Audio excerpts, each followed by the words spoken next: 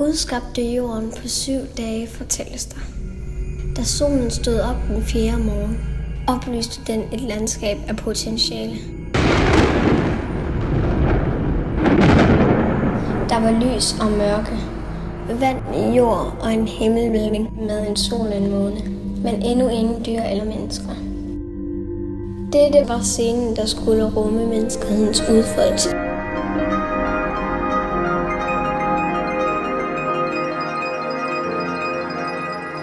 Dette potentiale er fortsat i os alle.